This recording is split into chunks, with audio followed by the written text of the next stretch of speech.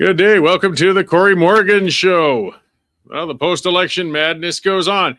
Well, maybe not quite as mad as one would expect. It's been kind of stable, except the independence front. That's really been livening up. I got to say and admit, of course, I've been doing my part to keep that stirred up. But it's rolling right along. A lot of things are livening up in Saskatchewan and Alberta. Interestingly, in BC, it's just not quite catching fire out there. Interior BC a little bit. Either way, the country is still deeply divided and shaken. And, we're going to see what comes out of all of this. Today, I have sort of talk a bit about that. I'm going to have a guest a little later, Keith Wilson. He's a lawyer. Actually, you might remember him working for Tamara Leach. He was very integral in trying to keep her out of jail anyways, and things such as that. And he's been very outspoken and rational, which is refreshing, on the independence file. So we're going to talk a little bit about that.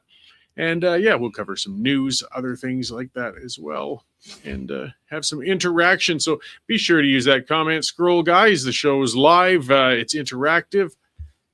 Share those ideas, questions, thoughts with each other, with me. I don't necessarily read them all out on here, but I do read them all, and it keeps things rolling.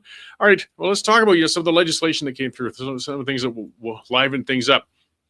Premier Danielle Smith, she stepped up to fix Alberta's fake Citizens Initiative legislation. And I say fake because the legislation was crafted by former Premier Jason Kenney's government to keep a promise they made, but the legislation was purposely made dysfunctional so it could never be used. The bar to initiate a referendum had been set so ridiculously high, it could never happen. Now, that bar has been reduced to gathering signatures on an official petition, by the way, totaling 10% of the turnout in the last election, not those eligible to vote.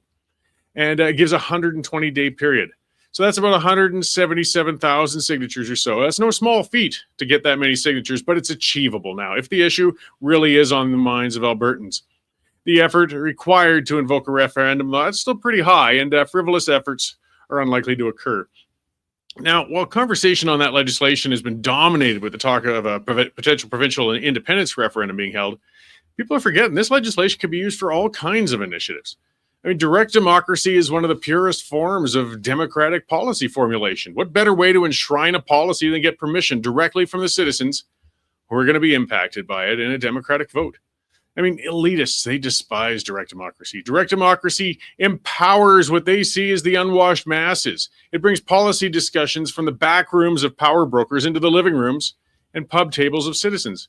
In fact, it turns the citizens into the power brokers. Direct democracy can put authoritarians in check, putting policy decisions directly into the hands of the citizens. It isn't new. It's just new to Albertans. Switzerland's one of the oldest and most stable democracies in the world, and constant citizen-initiated referenda are an integral part of their system. They hold several votes a year on policy initiatives. The bar to initiate a referendum in Switzerland is relatively low. Only 50,000 citizens need to sign a petition to invoke a referendum on legislative issues, or 100,000 people need to sign for constitutional issues. Opponents to direct democracy like to claim such a system would lead to an overwhelming number of initiatives, causing a gridlock in policy implementation. But that hasn't happened in Switzerland. Citizens there tend to be responsible with which proposals they're going to sign petitions for and which they won't. And they understand because these could likely wind up on a ballot. They're not just wasted time on petitions. They have little time for whimsical proposals. There's still elected legislators who draft and implement policies in Switzerland, but they hold a different attitude than their Canadian counterparts. Since their legislation can end up going to the citizens in a referendum if it's considered divisive or not good, the legislative branches of the governments do something that we never hear of in Canada. They're inspired to consult citizens before crafting bills. Poorly crafted policies or policies opposed by the majority will be rejected by citizens in short order. So politicians in Switzerland understand they must answer directly to the citizens. Gee, refreshing thought, isn't it? Switzerland's system isn't perfect by any means. No system is. Their respect for allowing direct participation by the citizens in policy creation, that was unmatched. And it works. With the size and geography of Switzerland, it offers a fantastic model actually in several ways for provinces in Canada, considering increased or total independence from the Federation.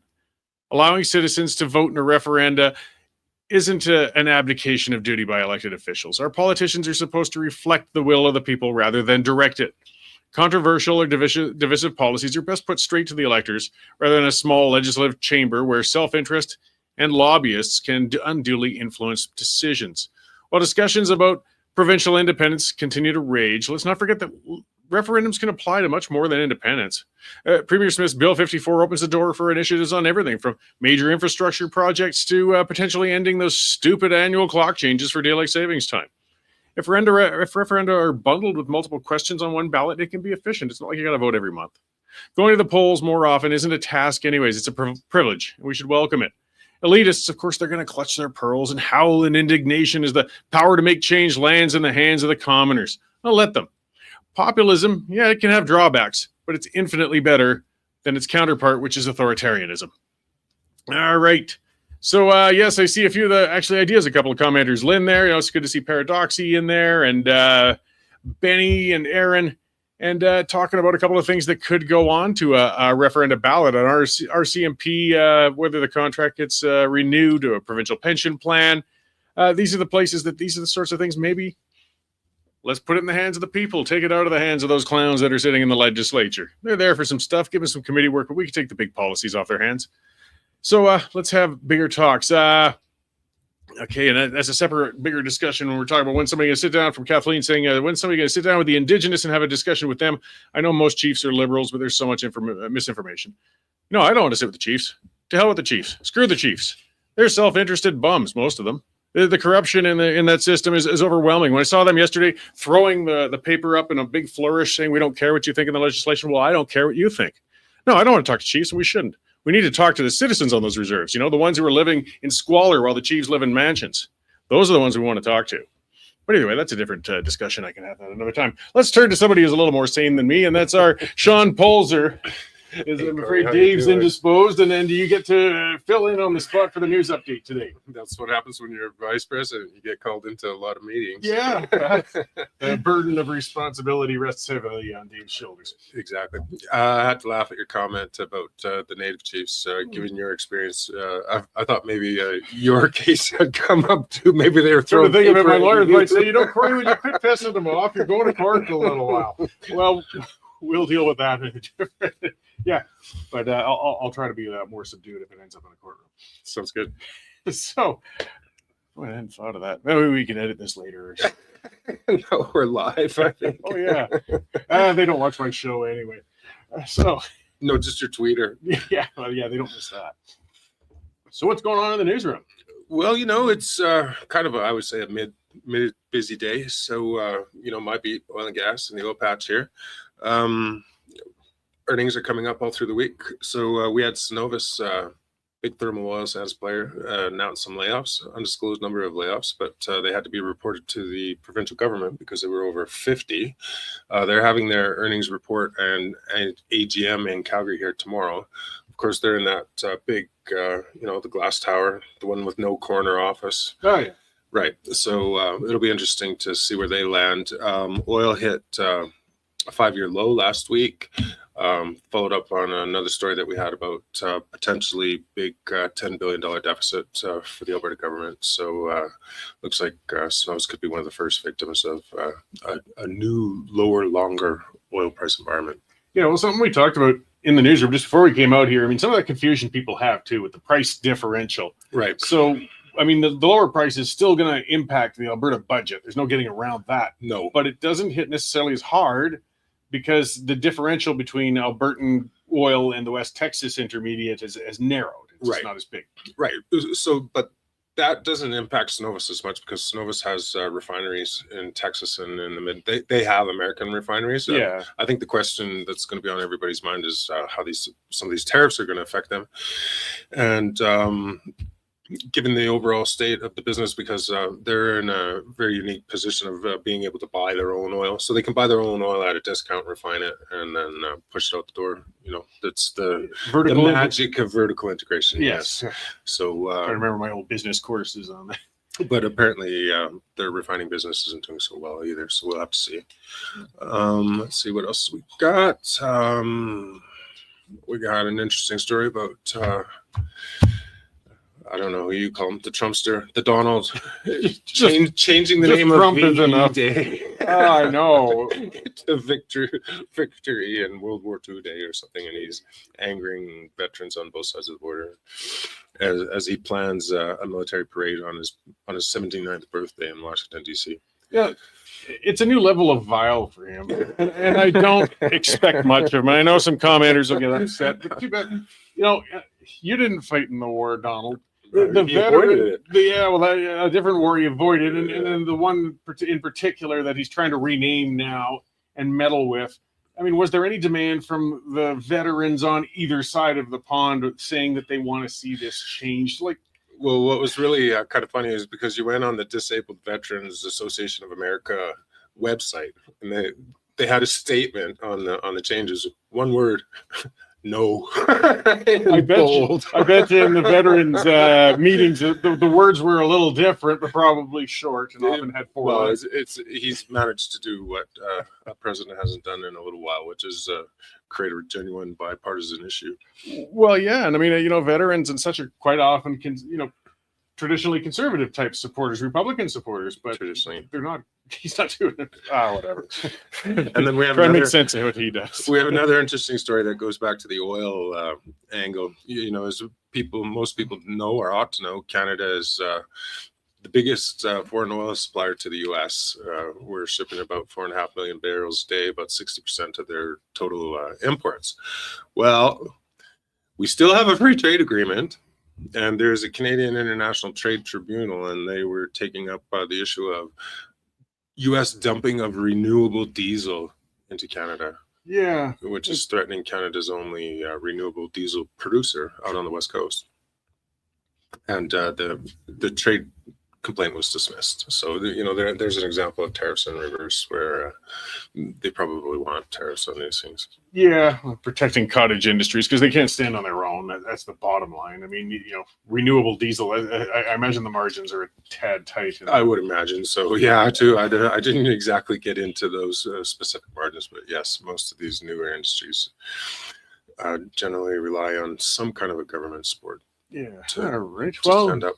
So what are you working on now for the next stories we can look forward to coming up in the next few hours? Well, as opposed to Cenovus, Suncor actually put out blowout earnings that beat everybody's expectations. Suncor is probably one of the biggest oil sands producers in the world, and yet their shares were down anywhere 4 or 5% this morning. So I guess the bigger question is why, and I think it speaks to some of these things some of these issues that came up in the election with lack of infrastructure, lack of prospects, lack of affordability, and being able to, for the new Prime Minister Carney to be able to address some of these issues with not only the Alberta government, but also with the oil patch. Yeah, well, he's not making people feel confident yet. Not yet, that's for sure. All right, well, I'll let you get back to watching that and writing up those business and energy stories for us, Shaun. Well, thank you very much, Greg. Appreciate the update today. Take care. Right on, thanks.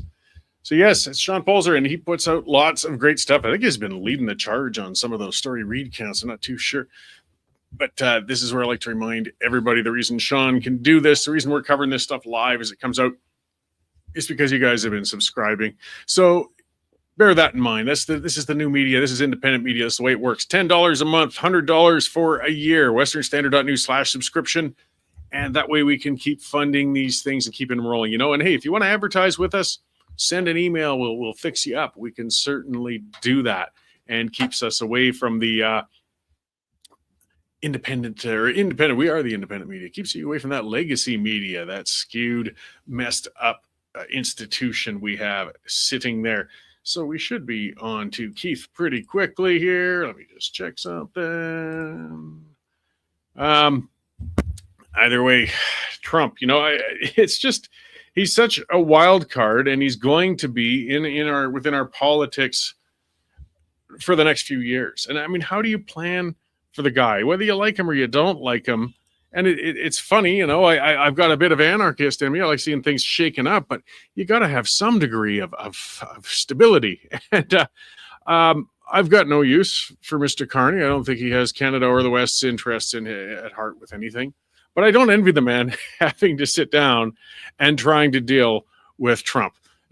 He's got a tough task ahead of him. Either way, we've got other tough tasks to deal with, and that's out here in the West. And I'm going to speak with lawyer Keith Wilson and, see if we can add some rationality to the independence discussions going on. Hi, Keith. Thanks very much for joining us today. Thanks for having me on. So things have really livened up. I mean, not just post-election, but now that Premier Smith has changed with Bill 54, we're going to have realistic citizens initiative legislation. But it's really kind of caused a whirlwind of different disparate groups, individuals, bunches, all talking about moving towards perhaps provincial independence. But there's no solidified central movement yet. Yeah, I agree. There's, you know, I think it's a reflection of the sheer number of Albertans that are very disturbed about the direction that our country has taken, and the Trudeau Liberals, and now the uncertainty around the Carney Liberals. And we know that they've put their knee on our economic neck, and they've deprived us and our children and our neighbors and our grandkids of the prosperity that we know they could have if we had sensible government dealing with our resources. So there's so many people that have been harmed for a prolonged period. They're at their wits' end, and they're easily attracted to a wide variety of groups. And you know, there's certainly a lot of commotion right now, for sure. I think it's going to settle out as time goes on, but yeah, we're in a very hectic phase for sure. Yeah. So, I mean, in some ways things are a little different. I think maybe people are hanging on to old habits. I mean, we've got a mechanism now actually to assert ourselves as a province. We've got a means, and it's looking pretty likely considering the state of affairs now, where the bar has been put one way or another. That 177 plus signatures is probably going to be garnered, and sometime in 2026 there's going to be a referendum. But how do people who support it help bring that about then? I mean, what I'm saying in a sense is, you know, people kept looking at the party route, but that doesn't really apply in a referendum, or it shouldn't. Well, it's worse than that. I mean, let's first of all clarify something, Cory, that you know well and I know well, but there's still a lot of people that don't, which is Canada is an anomaly for a modern democracy, in that other countries do not put into their constitutional framework a process for a region of the country, a province of the country, or a state of the country to leave, to declare independence. They don't do that. Canada has. And it was in 98, as you know, as arising from the Quebec referendum succession movement. And so the Supreme Court of Canada has laid out a legal pathway for a province to vote to declare itself to be independent, and then the steps that are necessary to complete the process of that province becoming its own country. And what's also unusual from an international norms perspective, from an Alberta perspective or Canadian perspective, is Alberta is the only province that has put in every step of the way legislation, right from the Citizen Initiative Act, to allow citizens to petition the Alberta government to hold a referendum, and referendum legislation to allow the referendum on independence to be held. So we have all the legal processes, you know, the car's built. Now everybody's trying to jump in and drive it. To your point about political parties, let's be clear. Alberta's history is very clearly set out. The patterns of our political, of what you have to do to form a government, and what you have to do, or what can happen for you to cause you to lose power and not be able to form a government. It's math. It's electoral math. And this group that's now arrived on the scene, and particularly with some force this week, with what they call themselves as the Republican Party. The only two things that are going to come from that, and I realize these people are well-intended, but we have to be realistic. The only two things that will come from that party is dividing the vote on the right, clearing the way for the NDP to become the next provincial government in 2027, which we don't want. No reasonable person should want that, in my view. And it will also weaken and reduce the chances of a successful referendum vote. You don't achieve this type of change ever through political parties. You do it through grassroots organizations. Yeah, absolutely. I appreciate you clarifying that. And I see from a questioner, and I kind of want to, you know, pivot a little on. I mean, we're hearing the opposition really rising up for the people who want the status quo, and basically saying that it's impossible, you can't do it. And there's a few reasons they throw out. We'll kind of cover, you know, one would be the Indigenous issue. some people claiming that King Charles actually owns all the land, which is a bunch of baloney. It's getting ridiculous, the extents that some are going to. But one that's interesting, and yeah, Yellowhead Homestead, one of our commenters, kind of pointing it out, because some people say, well, you could vote to leave, but then you'd be locked back into the constitutional reforming formula, and then you'd need 7 provinces and all that baloney. And no, in other words, it could never happen, and that's just not true. Well, let me hit that one. Mm-hmm. So, look, I've been a litigator for 30 years, and I've had to deal with very complex multi-party agreements involving corporations and individuals and so on, of varying degrees of sophistication and varying amounts of money, and often many, many millions of dollars. So high stakes stuff. When you're developing, and the parties don't want to resolve things, they're fighting, right? But you get them to the point where they actually resolve things and they get to move on. They still might hate one another, but they move on. So it's not uncommon to have to deal with complex matters and find ways for parties to reach agreements. But one of the things you always do as a lawyer or litigator in a situation like that, you don't leave a thing at the end, even though you hammer out the details of the deal. So in this instance, the details upon which Alberta would become an independent country, and then leave an opportunity for one or all of the parties to scuttle it. So in other words, one of the clauses in the accord, the agreement for the succession of Alberta, will be a commitment, a legally binding commitment on each of the provinces in the federal government to pass a resolution in their respective legislatures amending the Constitution. You wouldn't leave it to the end.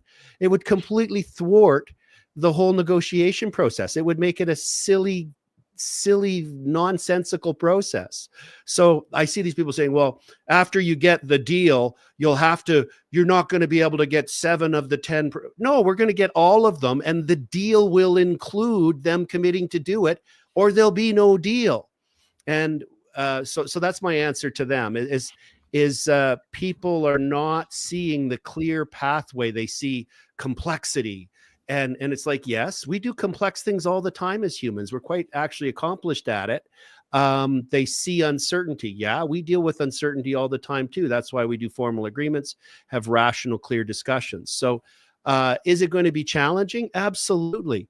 But I don't see it any more challenging than many of the other complex multi-party arrangements that I've been involved in resolving in my career. The only difference is this one involves 4 million Albertans and 40 million Canadians. Yeah, well, and the Clarity Act makes it clear that if a province votes on a clear question and it gets to the day past that, the rest of the country is obligated to negotiate, and in good faith. That's the part people are overlooking. So if they suddenly said, well, you can't actually do that, well, they're already not negotiating in good faith. I think that at that point, I mean, this is getting theoretical, but then if a province has a clear vote, that's where they're at the point of saying, well, we're going to unilaterally go then. I mean, well, in the Supreme Court of Canada, Cory, because they did it kind of cryptically, it clearly anticipated in the Supreme Court of Canada reference decision of 1998, this scenario, the scenario where other provinces, First Nations, or the federal government just don't want the province that's leaving to leave. So they effectively scuttle the negotiations, right? And it's paragraph 155 of the agreement, of the decision, and people should read it. And it's particularly significant given what's going on south of our border with President Trump. And paragraph 155 essentially says, if you carefully analyze it, the effect of it is that if there are bad faith negotiations, and some of the parties are not entering into genuine good faith negotiations as to the terms of the province leaving, then it does clear the way for unilateral international recognition. So other countries can say, no, these guys followed a lawful process. Now these other provinces, First Nations, whoever, are playing silly bugger. And as a result, this other country or countries, will give international recognition to the sovereignty, to the new nation state of Alberta. And think, for example, Taiwan. Taiwan is part of the Constitution, and according to China, to Beijing, is part of China. but the international community has decided no, it's not. And they've given Taiwan, or most countries, not all, have given recognition to China. To Taiwan. So there's an out here. The Supreme Court of Canada decision is a sophisticated roadmap. And I think the greatest challenge will actually be helping the sufficient number of Albertans to realize the advantages of a free and independent Alberta, and the disadvantages of remaining in this oppressive, exploitive relationship we have with Central Canada and the reoccurring Liberal regimes. So, I mean, it's good to just keep clarifying. And I know that this discussion and battle will keep going with people who they'll just make stuff up and they'll just say it can't happen, whatever. Rational people will move ahead, and a lot of people are excited. They want to move ahead due to I think it's a drawback and a strength at the same time, not having one central leadership, I guess, in a way. I mean, the power of the people can endure even if a group or a party comes and goes. But how do individuals organize? What can your average person do then? Because to be honest, if a vote was held tomorrow, I very much doubt enough people would be ready to go. If people really want independence, they've got to help build that base of support. What can people be doing then to do so? Well, I think it's informing, trying to become informed. I mean, one of the things I'm trying to do on social media and by doing interviews like this is help people have accurate information about the process. It's a real and viable process. It's not crazy talk. It's actually in our law books, and having a discussion to lift the uncertainty about the details of how it would work and how their lives would be different in a free and independent Alberta versus remaining in the current relationship. I think I was pleased actually when the Premier announced the timeline yesterday. And I think it's a realistic timeline. The idea of holding a referendum vote this year, I think is a fool's errand. It's going to fail. There's too many interested Albertans, impacted Albertans that need time to understand and think about what this means and make an informed choice. And we're going to need that time to help with information campaigns and so on, and counter all the misinformation that's already started. Like, it's Crown land, Cory. It's Crown land. Yes, Can we hit that one, please? I know we only got a couple of minutes, but wow. Okay. Political science 101 and legal 101. Because of the federal government owned the land in Alberta, the water, the oil, the fish, prior to 1930. And they entered into treaties 6, 7, and 8, where the First Nations surrendered, which is effectively all of the land mass. They ceded it, forever released it to the federal government. In 1930, because there was concerns from particularly Saskatchewan and Alberta about the unfairness that all the other provinces in Canada owned their resources at the time, but Alberta was a ward of Ottawa. So that hence became the 1930 Natural Resources Transfer Agreement that transferred all of the land in Alberta, the water and the oil and gas and natural resources and fish, to the Alberta government to administer. So any unoccupied, non-settled land, so if you didn't homestead it and didn't have the title, it became Crown land, meaning Alberta Crown land, meaning owned by the Alberta government. So there's so many people that seem to think Crown immediately means federal Crown and means the federal government. That is simply not true. It's not open. It's not a debate. It's not uncertain. It's crystal clear. There are literally hundreds and thousands of court cases that have ruled, that have had to deal with that finding of fact. It's not in dispute. It's not controversial. You can't say the same thing for BC. British Columbia doesn't have the same treaties, doesn't have a 1930s Natural Resources Transfer Agreement. And then on top of that, Lougheed got an amendment in 1982, Premier Lougheed, to the Constitution, Section 92A, to confirm that not only does Alberta own all of these resources, it has the rightful control over their exploitation and marketing and development. So that's just the facts. No, and I appreciate you clarifying that. I imagine we're going to have our work cut out in the next year, clarifying a lot of things. But that's the task, because I think people want to go, and a lot of their questions are genuine. They're Yes. fair. I mean, your average person doesn't dig into treaties or the Constitution, and they need that interpreted. They got a lot on the go as it goes. So as we can clear that up, though, I can only see support for the independence growing. I really can. I think so. I think to me, the math's clear. I mean, I have an advantage of my training and my career to see into what these details are. And it's obvious to me the benefits are so significant for Alberta to be a free and independent country. Right on. Well, I really appreciate you coming on to talk to us, Keith, and your work in general out there. You've been a good advocate for freedom on many levels. I see some of the commenters are recognizing your work in defending some people, Tamara and others in the past. Where can people find, where you've been speaking up and what you're up to, so they can clarify on these issues and see as you help keep people informed?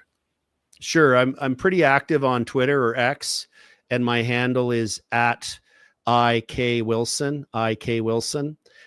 So please follow me there. I post regularly factual information. I go hand to hand with some people to try and clarify some issues that people are either spreading misinformation about or just genuinely confused about.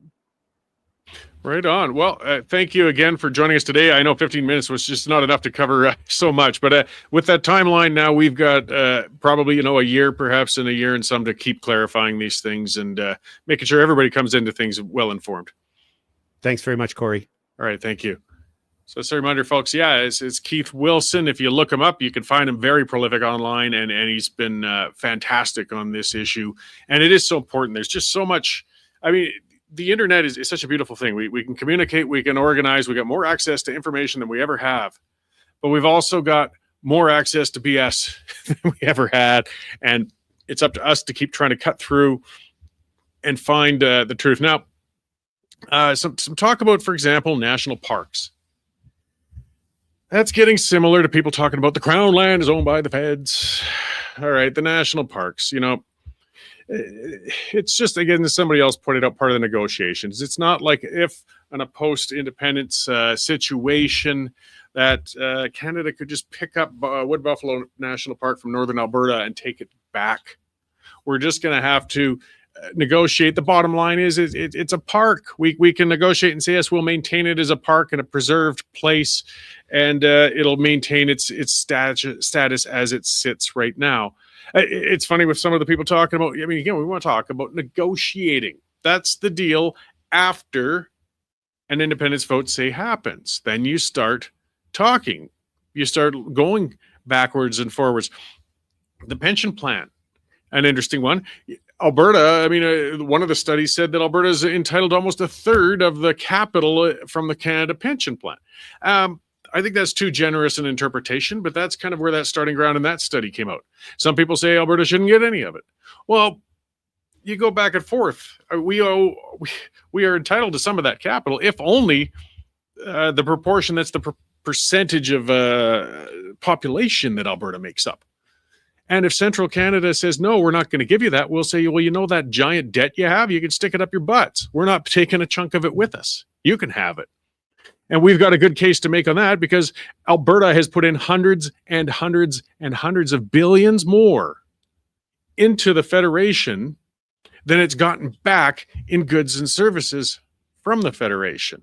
Military bases get moved out. Equalization gets drained out. Civil service jobs get prioritized to French people in Quebec. Health transfers, Alberta gets less per capita than other provinces. The transfer system, it's not just equalization, guys. It's all sorts. So you want to start playing that game? That's fine. That's what the negotiations come about. And again, if the faith is broken, if the negotiations aren't being done in good faith by either side, well, then the negotiations are done. Then you get on to, as I said, something along the lines of a unilateral declaration then. And you know what? When Alberta is and remains and always, has been a net contributor into the Federation by a long shot, we hold the cards. It's not like the federal government can starve us. People are saying, independence, it would mess up the economy so badly. Alberta would be a wreck. It wouldn't be able to draw investment. There'd definitely be some instability brought about from it. Absolutely. But we also have to look just in the last 10 years under Dingleberry Trudeau.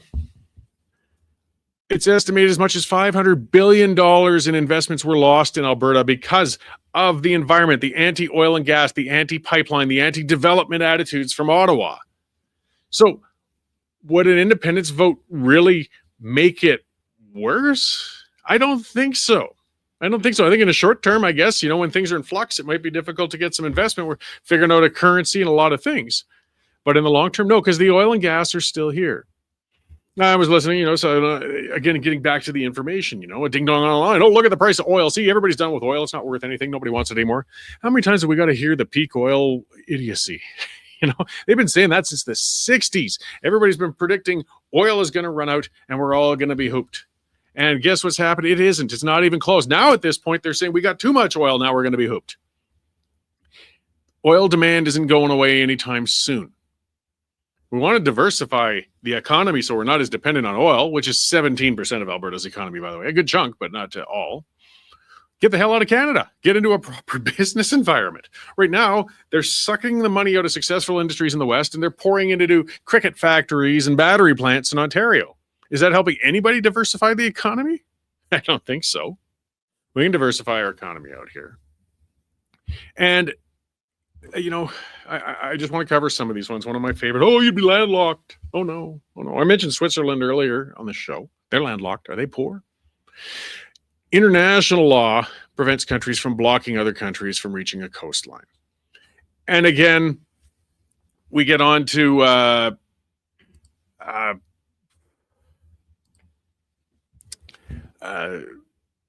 post-independence world.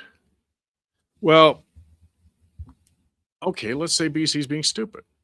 They say we're going to stop all development and not let Alberta transfer any oil or gas and pipelines across our province. Okay. Well, we would just close the border and not allow any trains to take any BC goods or any truckers to drag it across the Trans-Canada Highway, and then BC's economy can crash. And, Central Canada as well on the other side wouldn't be able to get things out to BC. It's stupid, which is why it wouldn't happen. You negotiate. God, guys. Either way, sticking with the status quo sure isn't serving us well, is it? Somebody earlier, he was being a ding-dong, so he had to be pulled off on the comments because, again, as I said, comment, have a differing opinion, but don't start getting insulting or you'll just get blocked. But he had pointed, you lost the election, and that's why you're upset. It's more than that, guys. That's the thing. It's not the election. That's what makes independent supporters when they realize it doesn't matter what the election is. It's the system. It's the system.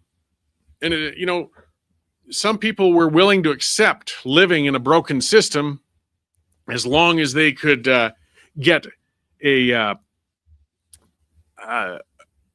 fair deal, as long as they could get a break now and then with a conservative government instead of the Liberals who are shutting down our industries. And even then, though, look how terrible the Liberals have been. Our GDP per capita in the toilet worldwide, going down. Our cost of living on the same time is going up. Canada, when compared for general wealth per capita with the United States, Canada lands around Mississippi.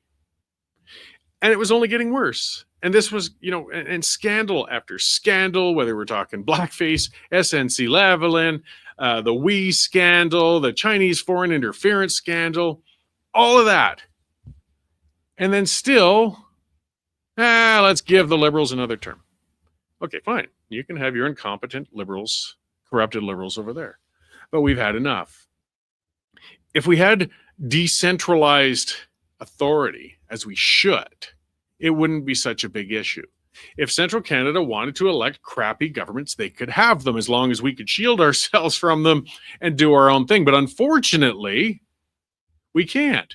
Unfortunately, the federal government doesn't even do its job as a federal government when it comes to those roles where it is actually supposed to intervene with provinces. This is one of the beautiful ironies. The whole point of a federation is to have at least one central authority to make sure all of the provinces can operate and do business and prosper. They're not supposed to micromanage the business within the provinces, but they're supposed to do the high-level stuff to make sure stuff can get done. Things like pipelines, highways, things that cross provincial borders, interprovincial trade. Well, guess what? The federal government doesn't do any of that. They allow provinces to block pipelines, totally unconstitutional. They allow supply management to block trade of food between provinces, totally unconstitutional. They make it illegal to sell liquor between some provinces. And what's the point of this federal government? Meanwhile, as I said, though, they micromanage. They get in and they start talking about they're going to build houses here. That's not the federal government's authority. They're going to have childcare programs. That's not the federal government's authority. That's not their jurisdiction. We've got it totally backwards. We've had the Constitution ignored, and we've had rulings against things like that. C-69 was found unconstitutional, the No More Pipelines bill. Did the government repeal it? Did the government amend it? Did they change it? No, they just said, oh, we're going to go ahead with it anyway. Same with the plastic bans and all of that stuff. Courts found that that's outside of their authority, but they said, well, we're just going to do it anyway. Okay. Well, what's the point? You know, I'm tired of people saying, why do you want to leave? Now we're at the point then for those outside of Alberta, tell me why we should stay. You guys make the case. We're done. We're tired. This system's broken. Healthcare's falling apart. There's another beauty. It's free to die on a waiting list. That's great. So guys, it's coming. And it's funny to see how infuriated some people are over just the fact that there's going to be a vote on it. If you're saying there's no support for this, then you shouldn't be afraid of a referendum, should you? And they don't want people to even have the ability to vote. Well, kiss my butt. You can oppose it, absolutely. You can vote against it. But to take the right to vote away from us? Oh, yeah, Angela Williams, another commenter, bringing up another beauty, right? Canada's one of their international embarrassment. I had Tristan Hopper talking on the show about that. Like, what a insane thing. Canada's become the world medical assistance and death capital. We're executing, I'll almost call it that. We're pushing veterans towards taking a doctor-assisted suicide, where people with mental health issues trying to push them into that because we can't fix our health system, but maybe if we can kill off enough people, we won't have to pay to treat them. Yeah, that's Canada. Yeah. So again, guys, get on it. Start telling me the reasons to stay because I can't find them. But boy, I can sure find a lot of good reasons to leave. And now we got a whole year to convince Canadians convince Albertans that it's time to go. See, here's some of the idiocy. Dan Hadfield, here's the beauty. Healthcare is a UCP thing. Okay, Dan. It's falling apart in BC. What government's there? It's falling apart in Ontario. What government's there? It's falling apart in Quebec. Who have they got? It's falling apart in Newfoundland. Who have they got? It's a Canadian thing. It's the Canadian system. It's broken. It doesn't matter what province, what party runs the Canadian system because it's crap. You can't make it work. Every province has increased funding on healthcare. Every one of them, despite unions always screaming there's been cuts. Point to them. There haven't been cuts since the 90s. Increasing. Meanwhile, the outcomes go down. And then some ding-dong says that's the province's mismanagement. Well, the funny thing is not one of the 10 provinces apparently is capable of managing it well. Maybe that tells you it's a systemic problem, not a party problem. Well, how do you fix that? Well, you change the system. How do you change the system? Well, we tried Beach Lake in Charlottetown. Those failed. Now we've got another option. We've got the referendum. So, here's the call out. As I was talking to Keith, I was talking about that. As I said, up to a year where the case is going to be made to Albertans. Do you want to stick with this or not? Well, you know what, you guys got to start making the case to Albertans then to stick with it. Not through insults, not through, belittling, but by convincing them that it's better. Because your case is getting harder to make all the time. The vote's coming, obviously, whether you like it or not. So if you want to be on the right side of that vote or the winning side, or you feel you have that, you have to make that case. That's on you. And just saying everything's fine, saying the system isn't broken, that's not going to cut it. I'm looking forward to, and I'm seeing movement in Saskatchewan. They're as strong on this as Alberta. BC, interior BC, lower mainland, not so much. But we've come to this, guys. Do we want to keep swirling the toilet of mediocrity until we get right down to where the inevitable end is? Or do we get pragmatic and say we're going to change things? It's funny. I mean, Premier Smith did it, in my view, perfectly, did it brilliantly. It shouldn't be, as we said earlier, it shouldn't be a party. Definitely not some clowns of the Republican Party. We don't need the premier taking a stance on this. She said, we're going to put it in the hands of Albertans. You don't get any more democratic than that. It's up to us. And I can't think of any better way to do it. All right. Well, that is the time I have for today, guys. Thanks for tuning in again. Make sure to follow Keith Wilson. He's really been making great points and covering that constitutional law that's so important. Get out there, subscribe, share, like, all that good stuff on all the socials so we can keep making this case. You can find me at Cory B. Morgan on Twitter, of course. I'm easy enough to find out there for interaction and chat like that. And again, if you haven't subscribed to the Standard, take one out. So the pipeline will be on tonight. We'll have a panel breaking down more issues, and I'll be back on again a little later with more broadcasts. So thank you, and we will see you on the next one.